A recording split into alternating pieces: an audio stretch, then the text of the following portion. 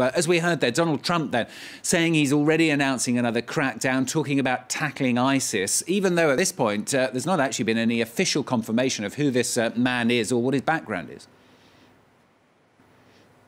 Oh, good morning. No, indeed, there's a lot of rumors going around. Unofficially identified suspect.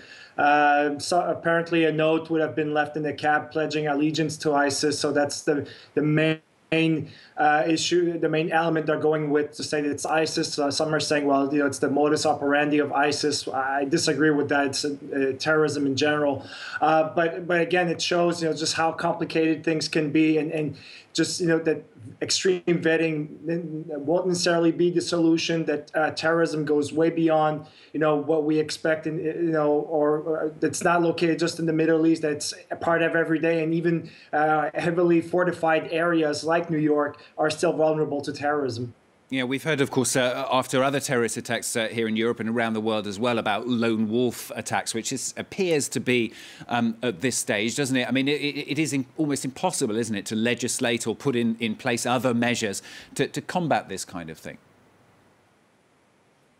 Absolutely. At this point in time, are we speaking about banning toy guns or pellet guns or paintball guns and cars as well? Because it's about trying to find that common ground, that balance where you can feel safe, but at the same time maintain a certain degree of normalcy. And that's very difficult because even in areas that are very fortified, that are the London's famous Ring of Steel, attacks occur there nonetheless. So as one of the interviewees said earlier in the segment, you have to be vigilant, you have to be aware, and it's all about awareness today more than full-scale prevention. Yeah, do you think it's better to wait in cases like this until, for a start, you know a little bit more about the background to things, but also so that you can consider much more carefully what measures might be needed and what measures might help reduce these kind of attacks?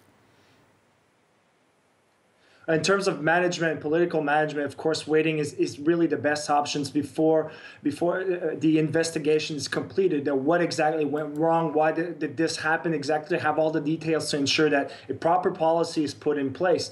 But emotionally, it's very difficult. We expect leaders, we expect politicians to react immediately to do something about it. So that makes things a lot more complicated. And of course, whether or not ISIS is behind the attack or any other organization, by identifying them too early, we promote the action for them. So that's very difficult. But then again, the emotional content, the emotional component of an attack is so difficult to control that you think short term when indeed the action should be mid and long term.